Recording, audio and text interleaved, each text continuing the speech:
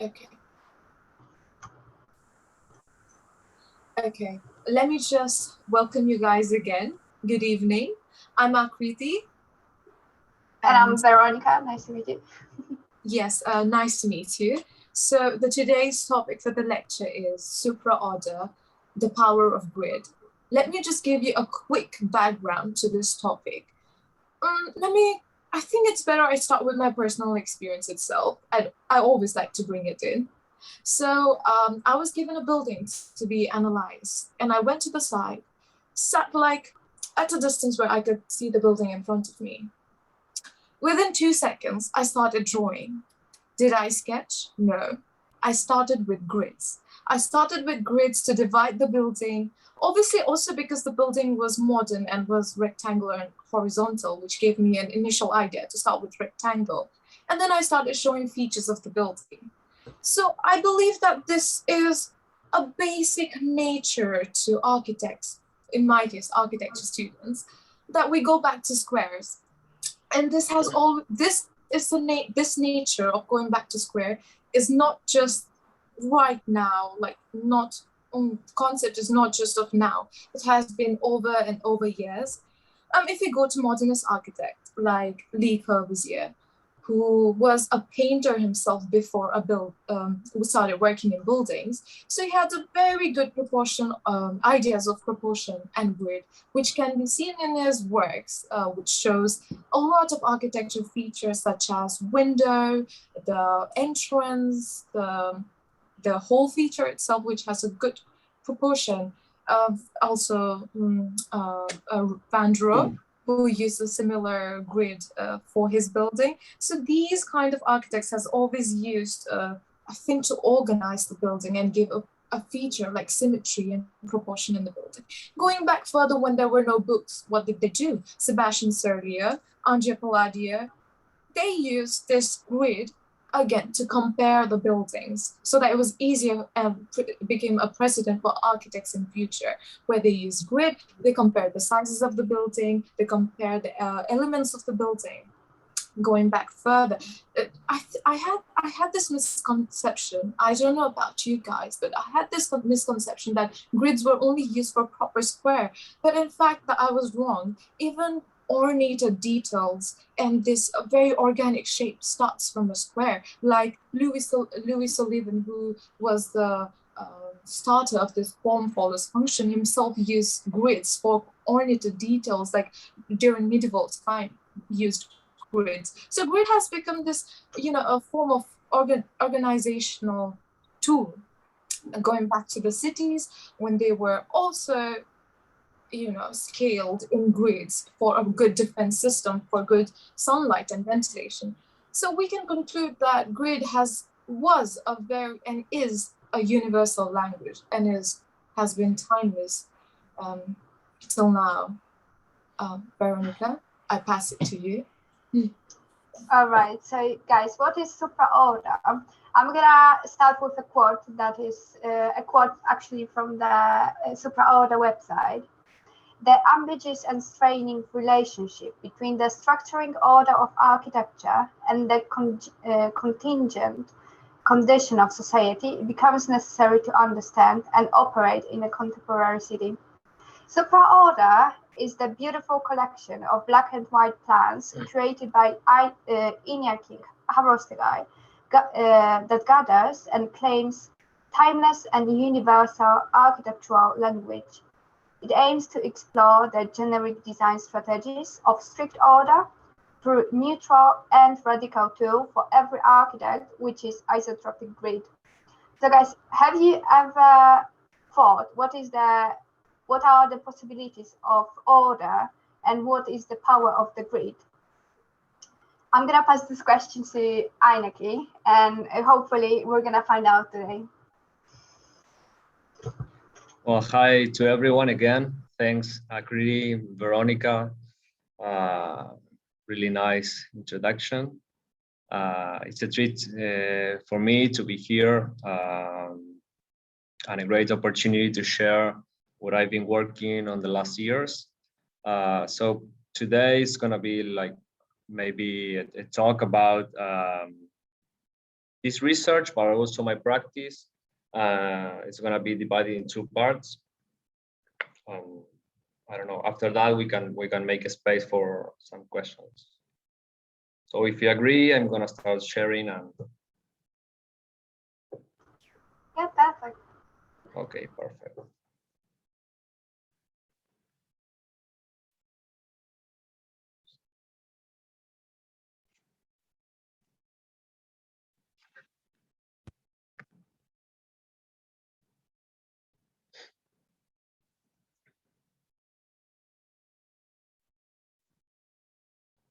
Do you see full view, right? Yes, we can.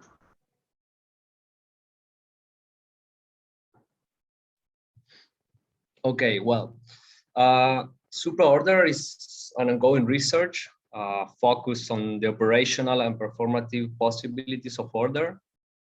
For this, Supra Order is positioned between the structuring order of architecture and the contingent condition of society.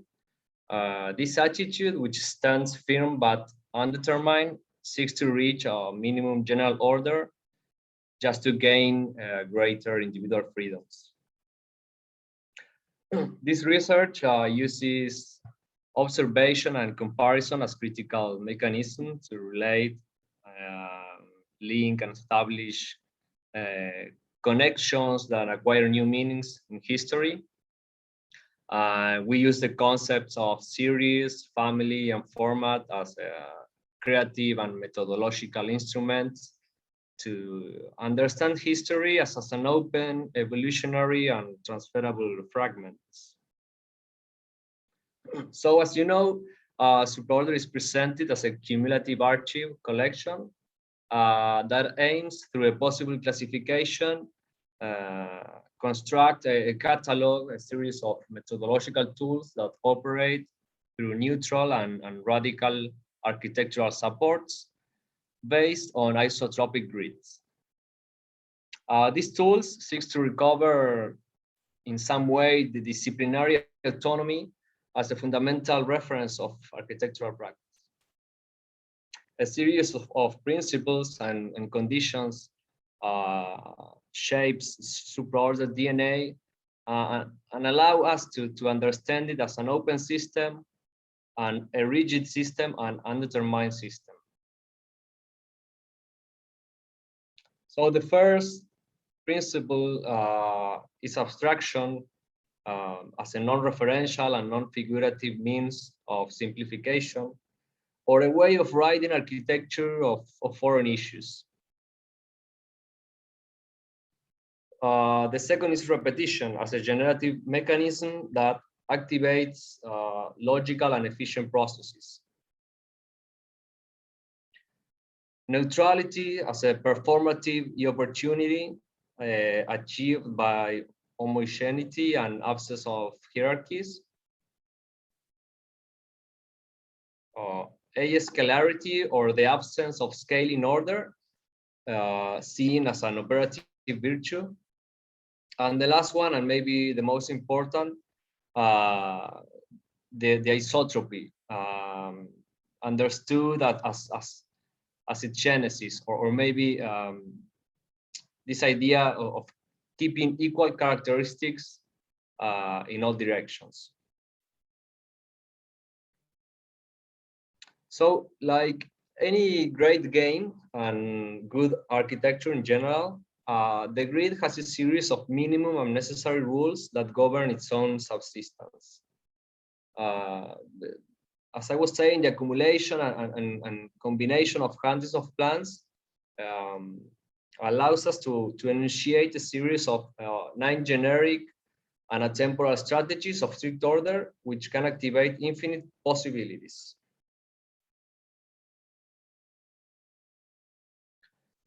The first strategy, maybe you know it as forest of columns, and it's the one who operates with the point grid through a mechanism of order by repetition. This idea of forest of columns can find its roots in a rational reinterpretation of nature and also the tectonic caving. And it's a system of organization that tends to colonize space through the introduction of punctual elements, arranging coincidence with the intersection points of a regular grid. We can also trace generic features of the force of columns in the hypostyle hall. This historiographic denomination of the cover architectural enclosures supported by colonnades, so typical of Egyptian architecture, as well as Greek and Roman temples and even Arab mosques, evidencing in some way its a temporality. So its main laws, isotropy and equidistance, allow a neutral, generic, and potentially infinite development, while at the same time the generated space keeps like a neutral and an open field. Archisum, the radical group of 70s in Italy, exacerbate these conditions of the free floor plan and anticipates with this no-stop city canonical project the concept of junk space published by Colas, in which the factory and the supermarket became like the optimal urban structures for the robotized capitalist city.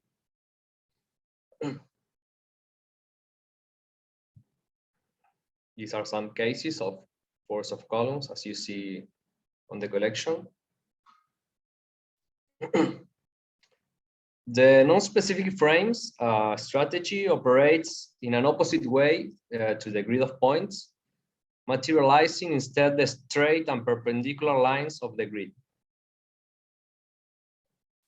The series of illustrations made by Whitcover on the Palladian villas show through geometric abstraction that although the rooms vary in proportion, their regularity, spatial abundance, and the absence of qualifying elements neutralizes the possibilities of use remaining indifferent to countless interpretations.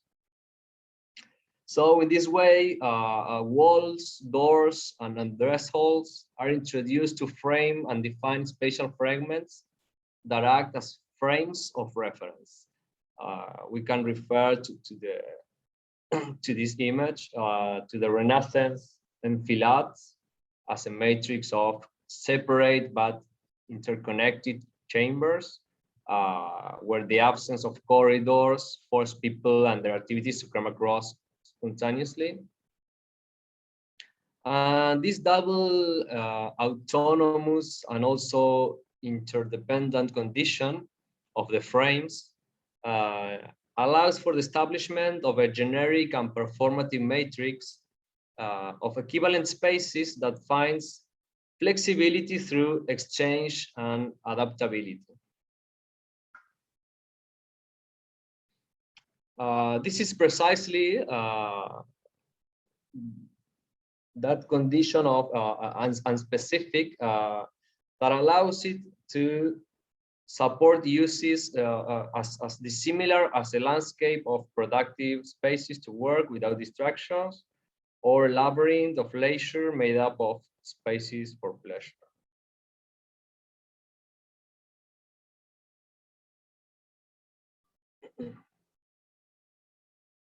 A third interpretation operates neither with the points nor with the lines, but with the resulting square areas, making this matrix of units the reverse side of the grid. So the square is the main generative element, and its contiguous repetitions defines a set of autonomous units that acquire independence in the contour and start to relate each other by distance and similarity. The idea of space room and building as a discontinuous set of spaces was introduced by Louis Kahn in the mid-20th century as a counterpoint to the fluidity of the free floor plan and claiming in a really strong way that the room is the basic spatial unit for human beings.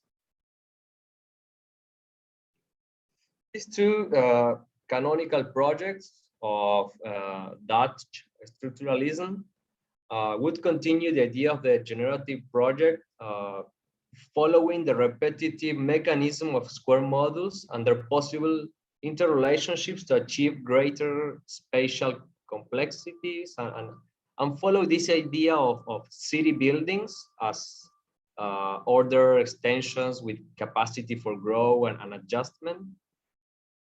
And speaking of the city, it was Hippodamus of Miletus in ancient Greece who proposed the organization of the polis of the city according to orthogonal numerical relationships based on maths, philosophy, economy, and also through logic and reason. You can see here Miletus' plans, then a Roman camp, and at the right, aerial view of Barcelona. So since then, this matrix of units, or we can say matrix of blocks, has turned into the most rational, democratic, and efficient system of land distribution, demonstrating through history and all around the world.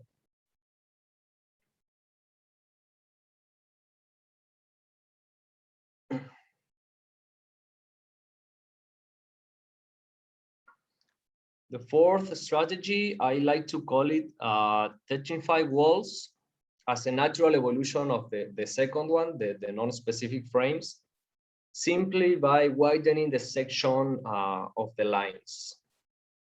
So when the construction or materialization of the grid lines acquires thickness and specificity, they became like a technical and operative wall, like the Pochet technique used to do. We could say is a mechanism that takes the solid space or the remnant as an opportunity. We can also say that this strategy decides to concentrate architecture on the perimeter, showing a special respect for the void.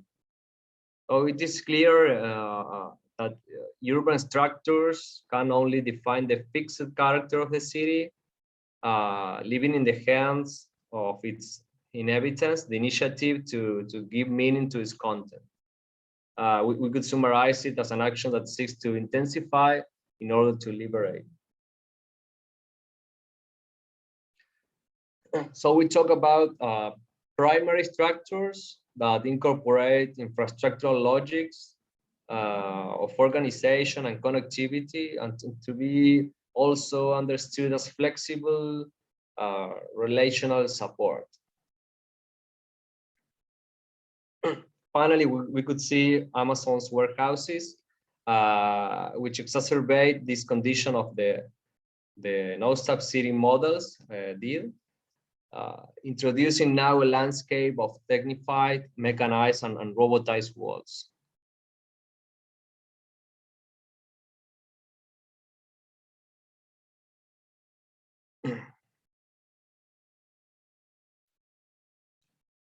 The spatial column strategy seeks that the column can be more than just a structural element, to enlarge its section and acquire an area of its own. So gradually, they are transformed into technical, service, or habitable spaces, simply by rearranging their mass to create opportunities. In this case, the void is no longer only what surrounds the column, but also penetrates in its interior. So during the 20th century, the great technical and constructive advances allowed testing new possibilities in load transfer, but also in handling of facilities, services, and incorporation of mechanical systems in order to technify spaces and make it more adaptable. So the columns starts to gain presence and identity. They became autonomous elements and qualifying spaces. They are both server space or server space, acquire a new meaning in the project instance. Finally, this strategy promotes an intelligent use of the grid and its geometry, incorporating the notions of density and gradient to its DNA.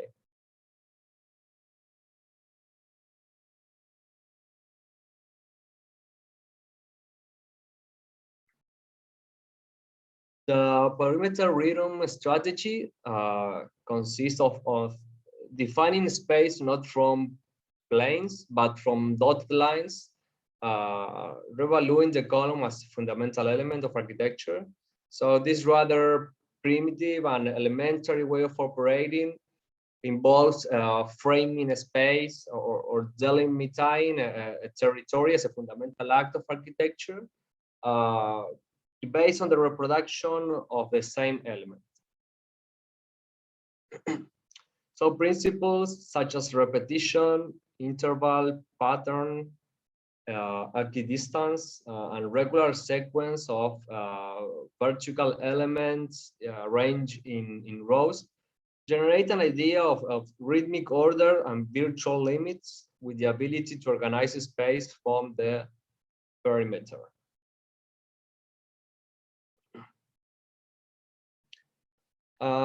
We could say that this perimeter rhythm is based on the concept of ISTOA from the classical architecture, as these cover enclosures for climatic protection and meeting, and also in the Greek and Roman peripteral temples surrounded by rows of odd and even columns. I like to say that they're hard and clear organization, but at the same time permeable, allows them to reach like a kind of state of permanence in time. So whether with lower or higher levels of abstraction, its condition is clearly timeless. It belongs exclusively to the time of architecture as a disciplinary tool of order, and also a tool for dialogue with context and history.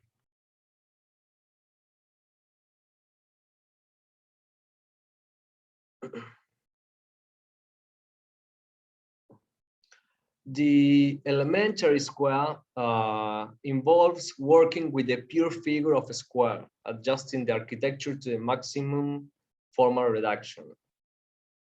So the square, as a perfect geometric element, seems to be the most abstract and elementary architectural form possible.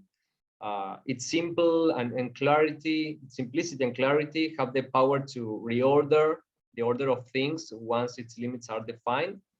And also its level of abstraction keeps it as a non-referential, non-rhetorical, and non-symbolic form. So it's simply open for free interpretation. But the restriction implicit in its fixed and unalterable borders enables us to work with a variable interior operating in a centripetal way. This means from the perimeter to the inside by using mechanism of pure geometry. So Super Studio, the known as the radical group of Italian 70s, insisted on the generative capacity of the square in their manifesto Continuous Monument by defending that the square is the first and the last act in the history of architectural ideas. So in some way, its form is so pure that it becomes unbeatable. This rigorous and rational method forces to operate with the numerical and geometrical logics, but at the same time, it is scalable and extrapolable to other conditions.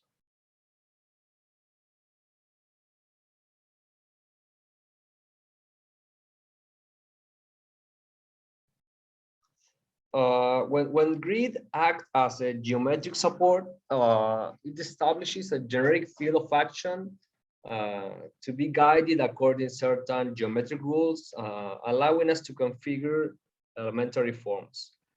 So at the beginning of the 20th century, the grid is introduced for the first time in art, affirming the autonomy of modern art from the real and natural world, and signifying this one of the most transcendental changes in history of art. So in architecture, we can associate the geometry with the idea of archetypes as these original models to be reproduced and modified in a constant reelaboration of eternal forms. And we can also associate them with memory and legibility, as if we were talking about monuments. So it's all about understanding the geometry of the grid as a disciplinary tool, where through its regularity, everything conforms to its ordering principle, restricting in some way the experimentation of soft and subjective figures, with the aim of liberating the problem of form in a simple and recognizable solutions for all. So again, we refer to a timeless geometry, essentially architectural as a formal principle, where the grid acts again as a support or as a medium to free architecture from the representation of the reality and based simply on its own nature.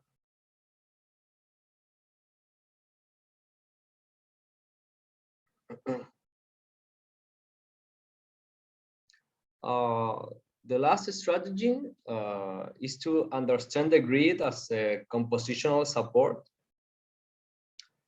So as regards the grid, either visible or imaginable, it remains always expectant as a neutral background layer without hierarchies.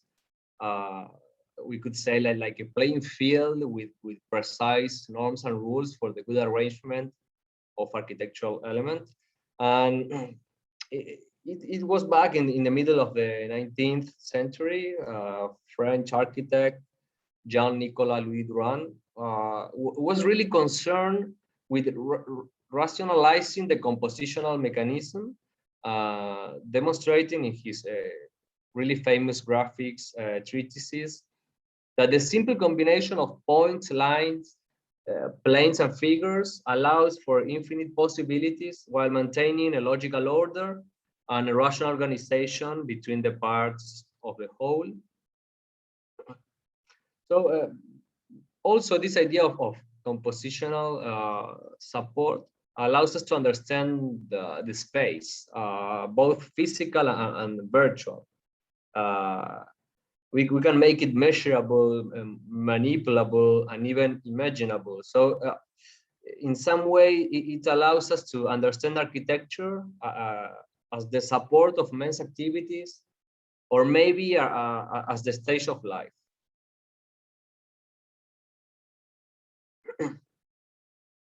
And if we transfer this idea to extreme levels, we can interpreting the grid as an archipelago of cities within the cities, like Kohlhaas said in his essay, the City of the Captive Globe. So he talked about Manhattan and in some way say that this system allowed the introduction of so diverse iconical expressions and buildings that they can only coexist thanks to the uniformity of the system that remains unalterable as a background layer. So the grid is always mediating between the generic and the singular. We could summarize that this strategy finds freedom within order.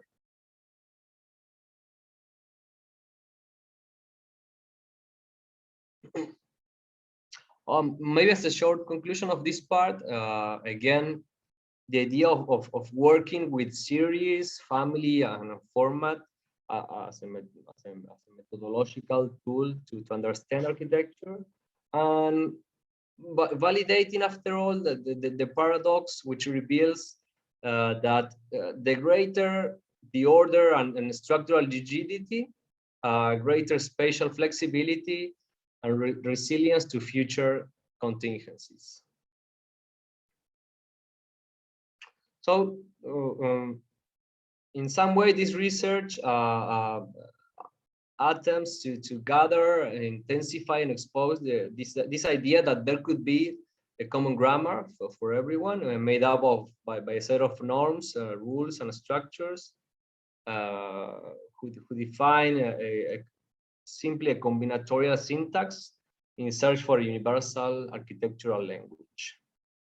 And at the same time, this research constructs significant arguments to update the form-function pair of the 20th century for this order-disorder pair well into the 21st century. So finally, Supra Order encourages the imposition of order, but only to allow life's disorder to reappear.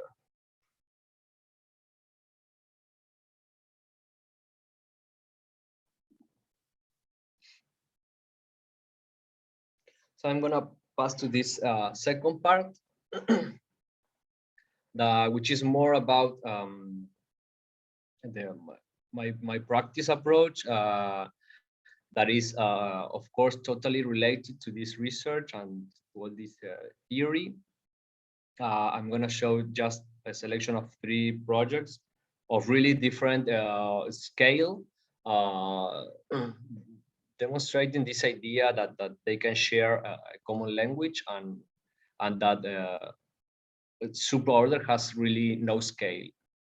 So this is Argentina, where I'm living, South America, and this black point is Buenos Aires city, capital of Argentina, next to this huge river, which is called La Plata River.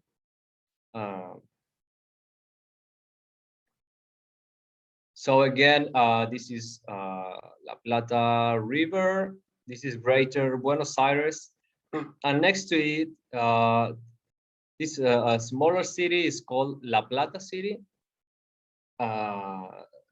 It's an administrative city which was made after Buenos Aires, and is where I'm actually living and working. So this city was founded in 1882 as new administrative city for Buenos Aires, and somehow its geometric organization and its layout presented as a very digestive and fertility scenario to test the strategies and issues raised by Supra Order.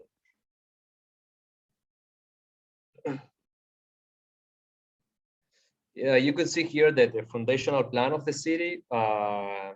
In 1889, 7 years after its foundation, the city of La Plata obtained the first prize at the Universal Exposition in Paris as the city of the future and best built realization. This event symbolized the consecration of new eugenist, positivist, and Republican ideas after the Industrial Revolution. And this plan was pre-designed with great influences in the Cerdà plan of Barcelona in Spain, the transformist avenues of Haussmann in Paris, and all the American grids, and also some neoclassical compositions. So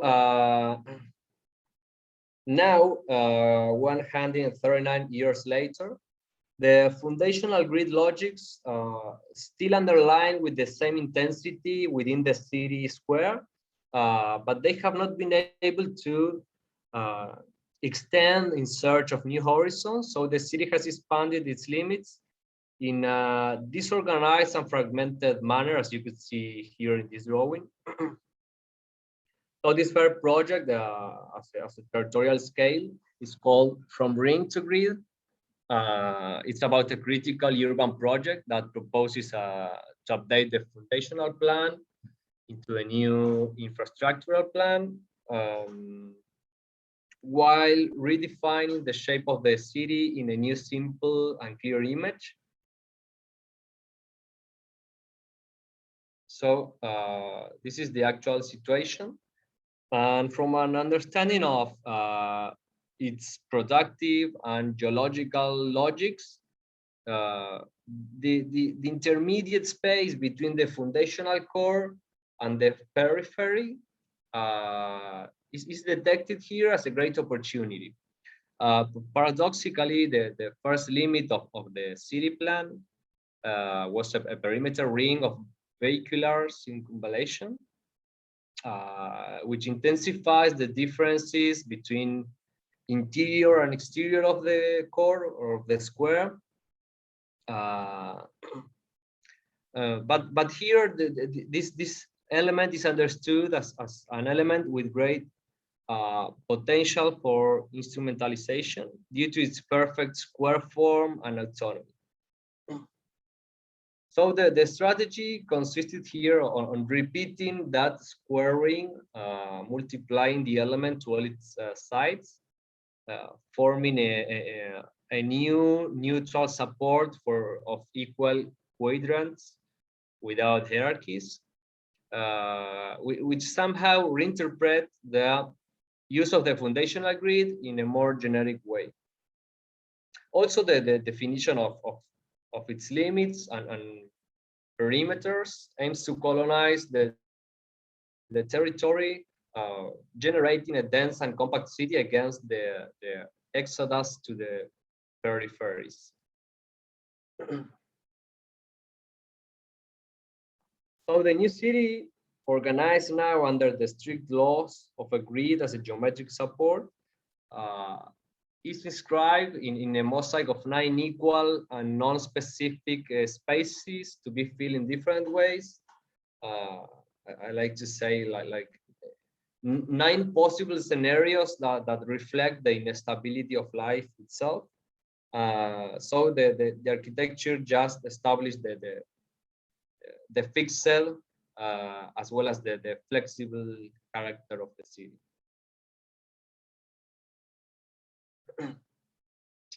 This is a section of the lines, of the grid lines, and these new limits are materialized as authentic linear infrastructures that incorporate all kind of ephemeral uses in the root, and also meeting people will activate new links between the city. We could say it's like a super support structure that introduces order and performativity to the city, attending to local contingency, but also maintaining a general continuity.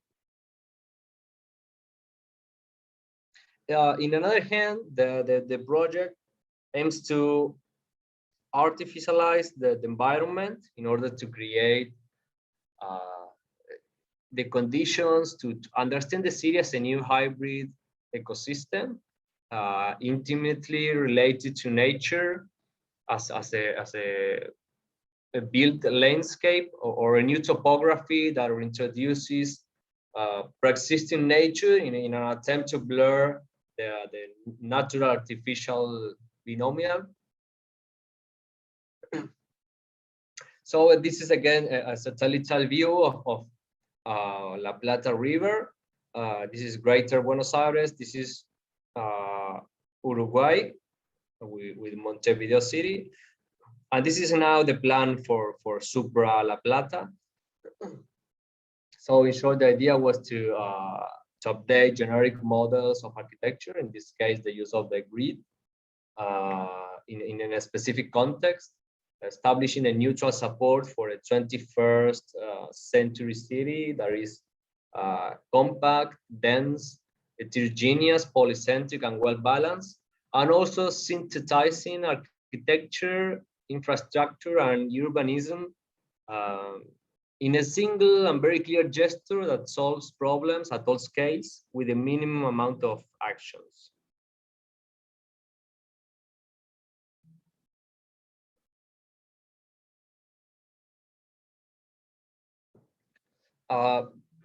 The second project is more a metropolitan scale, it's inside the city. It's called a form for the forest. You could see here like a zoom in of this plan. At the top is like the original plan of the forest, and at the bottom is the actual situation of the city. So the forest of this Hygienist city, La Plata city, was projected as the green lung of the new Hygienist city.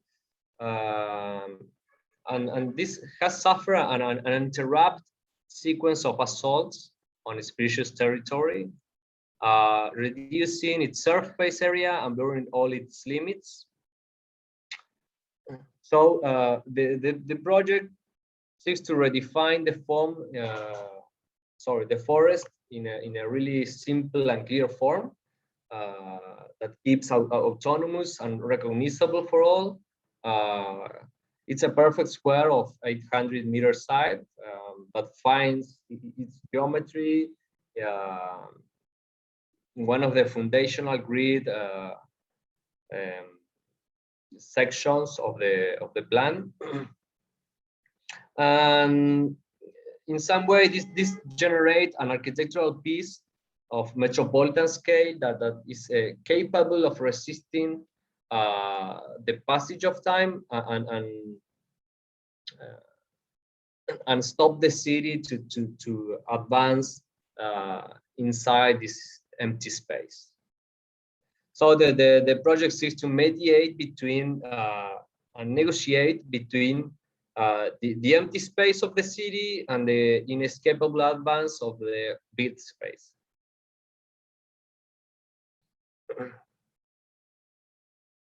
This project is synthesized in 3 simple operations.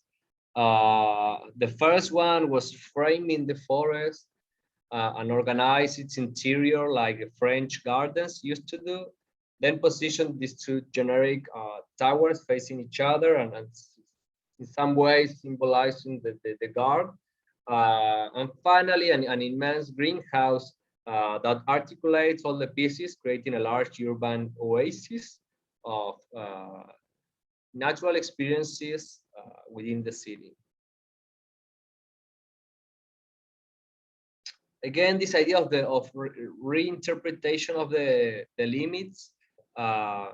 So this intermediate linear space act as an ambiguous perimeter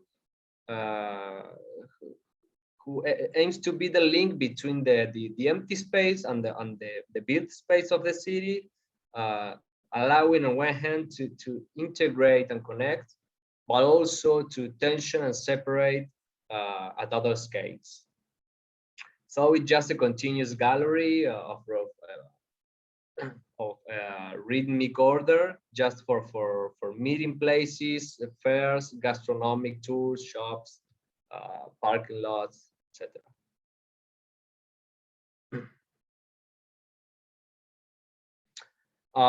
The 2 generic mixed-use towers merge on the horizon and frame La Plata River. It's at the back, establishing the new links between the city and its historical water support. And also the radical disposition and slenderness makes them the new monuments of the city, in a clear gesture to redensify urban centers against dispersions towards the peripheries.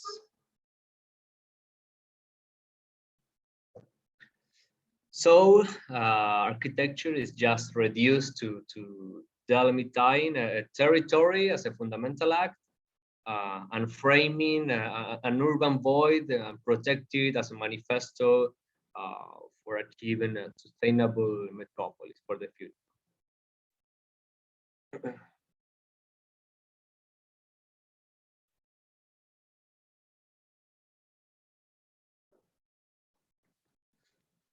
Well, the last project is the smallest one, and it's called House with Columns. It's actually right now in process of development.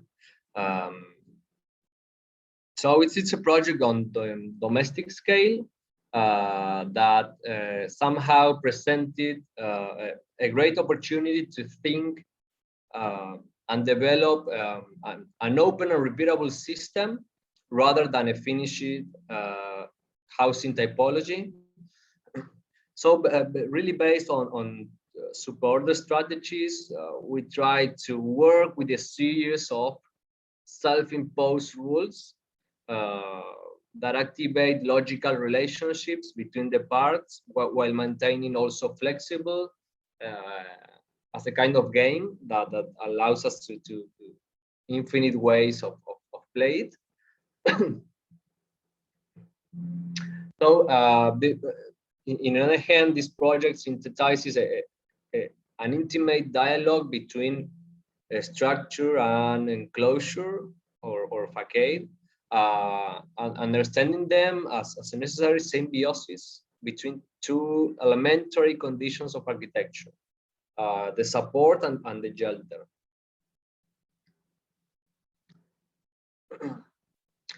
So the idea of the project is a kind of revision of the country house.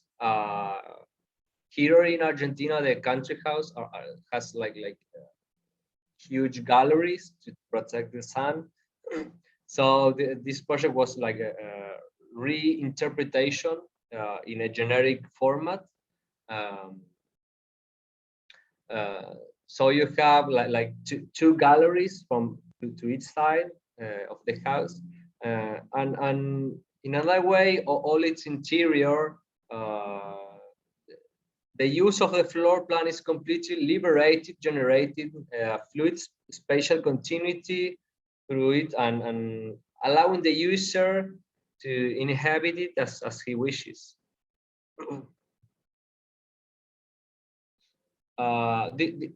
This positioning is intended to also to extend the useful life of the building. So it has the capability to change its use in the future, or just to be flexible and adaptable. So this house is simple an undetermined and performative spatial structure that seeks to qualify its spaces by introducing these two technical devices on the right. It has the capability to transform it into a habitable infrastructure.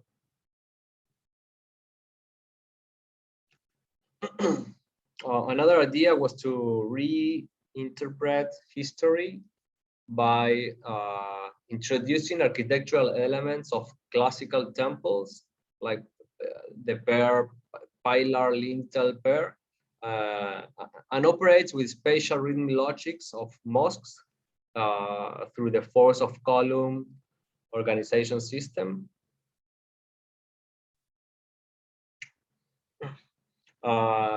This is an image of the open space at the interior. This spatial structure has also the capacity to change its surface according to the time or the season of the year by simply incorporating different layers or enclosures. It can open and closes in different instances, so can change the spatial dynamics according to climatic or functional circumstances.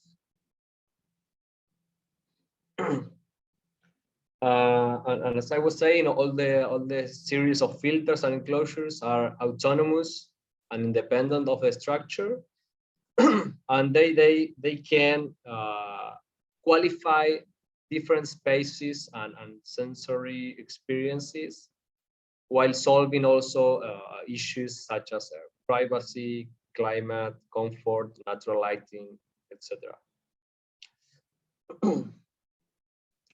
So these are like the famous two galleries that, and I like to reinterpret them as intermediate space between interior and exterior worlds, like a new atmosphere that are neither one nor the other, but can be both if one desire. This is the neutral facade.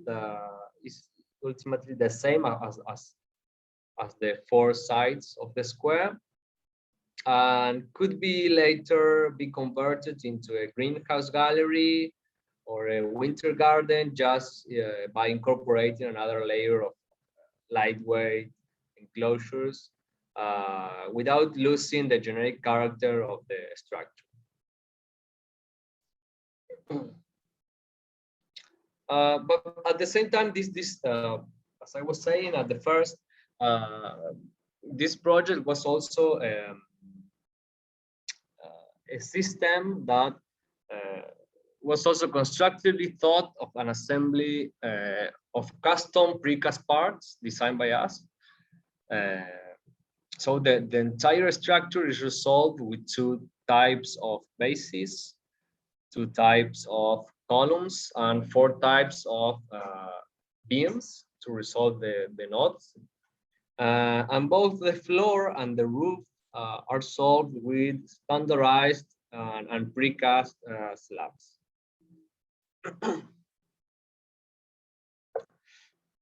So the construction develops two processes in parallel. The foundations are made of concrete on site, waiting for the structure, and at the same time, the same day, we began on the site. We started to prefabricate these columns and beams with metal mods in a local factory. So until finally both processes meet, assembling the structure with cranes in only 2 days for the columns and 2 days for the beams.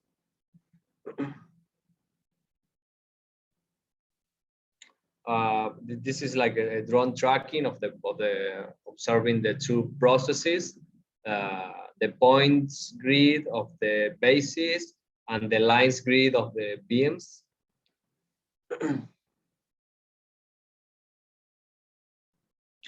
And here I show some pictures of the clean structure taken by a famous Latin American photographer, Javier Agustin Rojas. Here is already formalized the force of columns and all the models of 3.5 meters of side and also of the same height, just to create this perfect square in all the sense.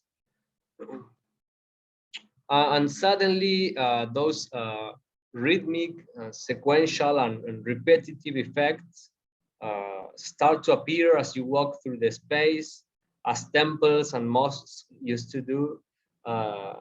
It was quite nice experience to walk through them. So at this time, the project is like already formalized. It has a neutral and timeless architectural language, being simple, the expression of its structure and revealing all its tectonics. Well, I really like this photograph because the axonometric position makes it look like a photoshopped model. And also this panoramic photo of the suburbs of La Plata city, where you can see the contrast with the traditional constructions and this idea of producing and repeating generic structures as a stage for free living.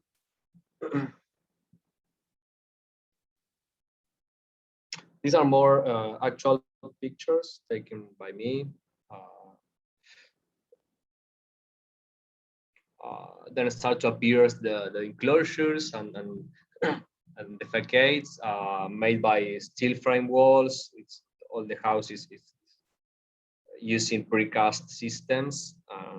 Try to be dry as much as possible. So then this is the interior. You can see here how generous is the scale and this idea of free space of the interior, liberating the force of columns.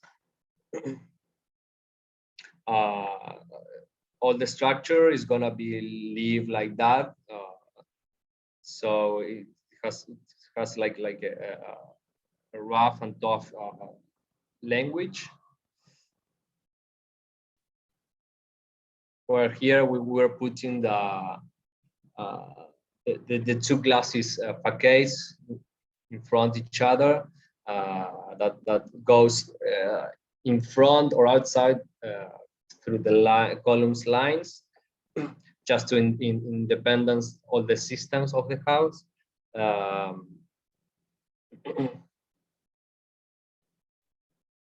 This is a photograph of the gallery render I showed before, and now it's still waiting for the glass roof and some other filters on the left side.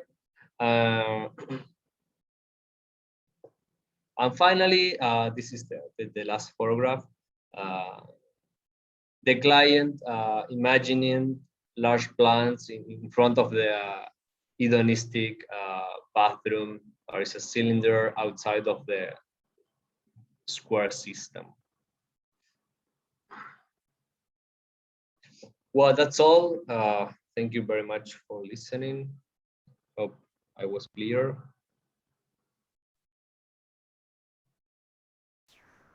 Thank you so much. All right. So I think we can start a bit of the Q&A session and also discussion as well. So the first question from me, what did inspire you to study order? What was the idea behind?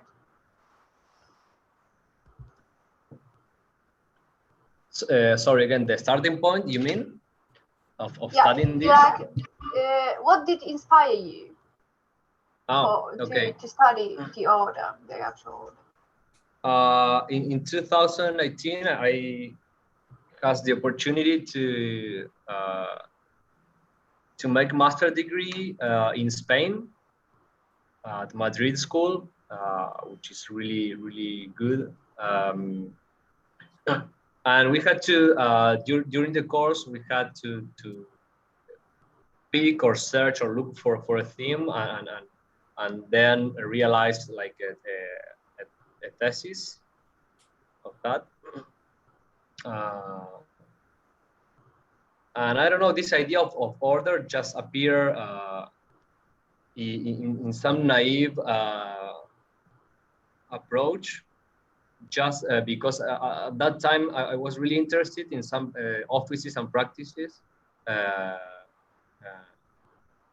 that I realized that they all share like this idea of really clean plans, really simple projects, really quiet, minimal and simple drawings. And without knowing, I was really attracted by all these studios. And I don't know, someday I realized that they were working back again with these really clearly orderly systems in some kind of reaction to the late architecture of the last decades of 20th century. I'm talking about Office, Dogma, Chipperfield, Campo Baeza, Productora in Mexico, Pezo Bonner Rickhausen in Chile, I don't know, offices all around the world. It's like a new generation of 40s.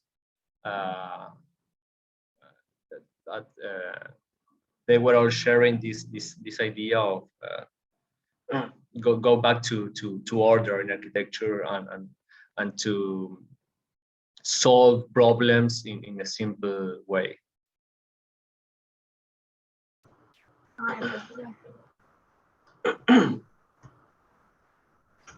Do we have any more questions? I think there are beautiful comments, appreciation of your work on the chat. Ruben says your work are splendid, and he loves how you use simple elements and structures in your design, which makes great impact to viewers. And he loved your presentation as well. Well, thanks to all. Thanks to all. I'm reading. We all agree, actually, in fact, how it was portrayed. And rather than question, I just have a lot of appreciation to your work, especially because it has a very strong context and you're going back and forth from history and then at the same time coming back to an modern time and sticking. So there's always this common ground between history and the modern, which was also the same for Le Corbusier, Van Gogh. When they were designing, I did some research and then I found that one. And I see the similar sort of concept going in your work, and which is very amazing. And it's I think I'll be using some inspiration from your works in my projects as well. Yeah. Sure, that's the idea. Yeah. I just have one question, which is what are the classical, I listed a few while you were saying repetitive space sort of gives classical tempo by the colonnade space. What else are there? I kind of missed it. Classical elements that in a modern way we can represent except for repetition. You mean in my last project or in general? It's particularly, the question is picked from your last question, but it can be general as well. I think architecture is universal, is atemporal. It's has its own disciplinary ways of working, tools, strategies, methods, ways of communicating and drawing, and also it has a temporal element. I mean, the elements are the same. If you go back, we continue building columns, beams, walls, doors, windows, facades. The things that are constantly actualizing are more like the materials and technicals ones, but the elements I think are always the same.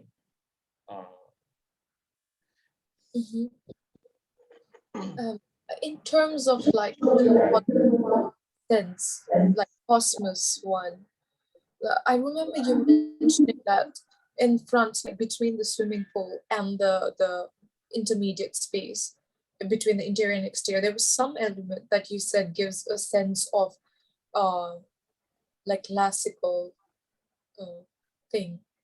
I did not catch that well. When I talk about the reinterpretation of the gallery of the house, you mean? Yeah, something in between the swimming pool and the gallery. I think there was an element you mentioned which gives a classical view, meaning. Yeah. Maybe I used a wrong word. It's like a polycarbonate facade, like a lightweight enclosure, just to be full open, and I like this idea that you can reinterpret that space or atmosphere in different ways through the different seasons of the year. So maybe in winter it's an interior space for the house, and in summer you can open it full, and it's more like a summer house or summer gallery. Yeah, thank you. Do we have any questions from the audiences?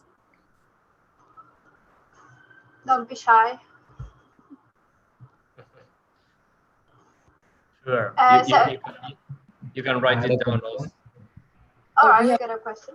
Yeah, I wanted to ask, like, suppose you are designing a residential building, how do you start with these grids and everything? Like, what's your starting point for planning those? Sorry, the audio is not quite good. I'll just write it in the chat. Yeah, please.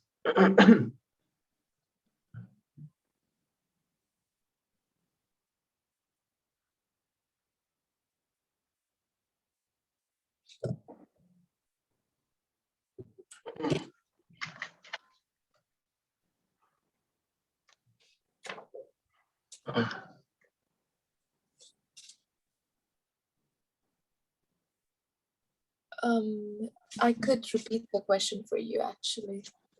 He asked, what is the starting point for these grids for residential projects? How do you start planning, like your initial grid making? That was Pat's question in residential projects. Well, when you talk about living and residential projects, you have like this small unit that is the room. Like we can always insist, like the room is the smallest habitable space for a human being, and a good room has its own proportion. So I try always to take that minimum unit and just construct a grid, maybe using that unit. Then if you just take 2 units, maybe you can transform that space into a social space, or that unit maybe can be also a dining unit or a kitchen unit, or half unit for bathroom, or I don't know. But I think for residents, the unit is focalized on the room.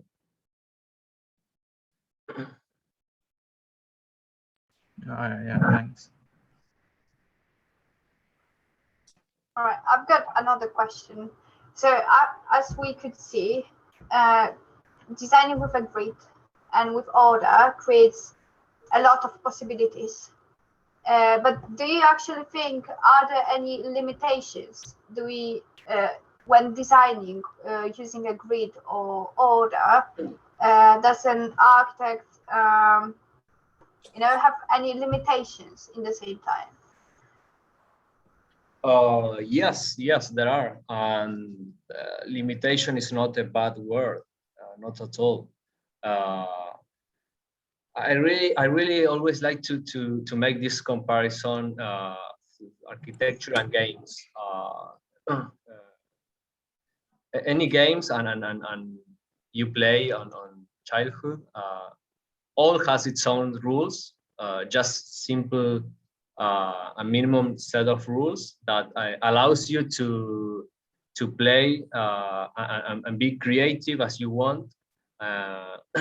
And I think in architecture is the same. You have to, although you use grid or not, you have to create your own rules, your own set of norms, in order to understand architecture as a system of organization, as a system that is conformed by a lot of layers that has to be cohesive and work together. So I think we have to see or limitations as an opportunity, as a positive, with a positive look.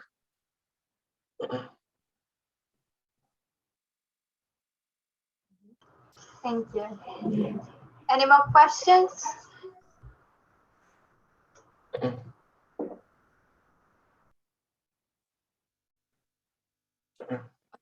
I think I do. I have a lot of questions, but I just don't know how to put it in sentence. So this interior and exterior connection that you gave through that intermediate space. What were these permeable membranes that you used? One you mentioned was polycarbonate facade. Are there any others? Because I am doing some research for my own project as well. If you could just incite me with few materials. Well, there is a lot of skins that you can use. Of course, every skin is good for some things and maybe not so good for others. Mm-hmm. So this house has the first skin is like a glass one with an inside air camera, just to isolate and create a really comfort area. And then the others, we have polycarbonate, just to create this greenhouse garden. And also, I'm thinking of including a metal one with a perforated metal sheet. Yeah. Just for more a security case for when the house is alone. I got one more question that most of the people also another skin at the interior are the curtains. Sorry, I did not get that. No, the interior the interior one are the curtains. I mean the first one. Okay. Just to protect the sun or the privacy. I don't know. Yeah. Thank you. Yes, I got one more. I think that everyone wanted to ask this. So, how do you do these graphics? Because this is impressive and. Well, I maybe I'm gonna disappoint you, but none of those drawings you see on Instagram are mine. They're just plans, drawings by studios all around the world that are really sharing all together these beliefs and this idea of simple architecture based on isotropic grids. And I'm just defunding others' architecture, but of course I have to touch them a little bit just to give them format and just to all. Use Adobe Illustrator or AutoCAD. I think so. Yeah, I think so. In my case, yeah, it's AutoCAD. Okay. And one more, if I may. Yeah, sure. Because you treat grid not only as the initial point, because for many, I think, many architects do it, but you treat it also as a final outcome, right? This is what you mean. And how is it your own choice that you made one day that this is what you kind of wanted to swap this process in reverse way? Yeah, it's a good point you say, because you can understand the grid as a background layer, just as a support for helping you, or just to arrange architectural elements, or in some case you can take it harder and make the grid all the architectural form and the structural concept itself. Of course, these three projects are born after doing the research that changed all my mind and the way I was seeing architecture before. and I want to take this to the harder I could. Okay, thank you. Thanks, Alex. Sorry, I would love to ask about the drawing, because we're doing different softwares like Adobe, like Adobe Photoshop, Illustrator, and AutoCAD, plus Rhino. But Rhino, like some student can't take it. So, do you advise us like any kind of softwares we can use? So easy to draw, and we get like 3D models of that final model. Thank you. Hi. No, not really. I'm really classical. I just use AutoCAD for plans, for drawings, and I use don't laugh at me, SketchUp for models. That's all. Because I develop a really simple architecture, so I really don't need extreme complex softwares. I really don't believe architecture need them. I believe more in that we take control again against the machines. Totally agree. This software is too much burden, to learn and to do everything about it. And Yeah. as students, we are supposed to know all of them after 3 years. No. So. Yeah, it's true. And because in London South Bank, they do like a Grasshopper reader when they do drawings, so it's quite uncomplicated to draw. So I thought like SketchUp more easier to draw, and yeah. Yeah, well, of course, everything is personal. Again, I'm a simple guy. I like to see the world in a simple way, and I want to live simple. So I think architecture should be simple for people, for us and for the people who are gonna use it. So I really don't believe much in those architectural experiments with no form and no function and really extreme expensive. For what? It's true, yeah. That's we right, could yeah. do it simple.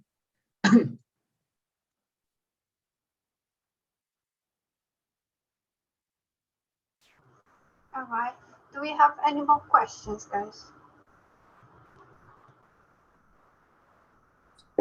You can see all of these, most of these presentations in the website that we have just posted on the chat, which is supraorder.com. Please go there and see if you want to go back to the slides and the presentations. Yeah, totally. Yeah, And sure. also check out Instagram, because that's a huge source of inspiration for, I believe, each of us, especially students, how you can actually curate the plans to make them look really, really good. Yeah. All right, so I would like to say once again, it was a big honor and a pleasure to host you, and I'm really happy that we did it. And thank you once again. We should, I think, keep our cameras on if it's possible to take a family picture. Family picture. All right. Yeah, sure. Who's gonna take it? I'm gonna take it. Okay. Guys, would you accompany us? I called you family.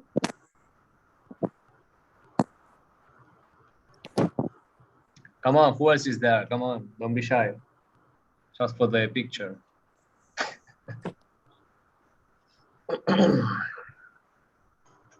Thank you, Ruben. Thank you, Ruben. Thank you, Par.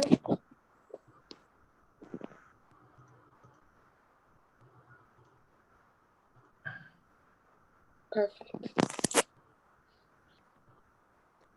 We're done. Thank you. All right. Perfect. Thank you so much, everyone, for participating. All right, guys. Thanks a Great lot. pleasure.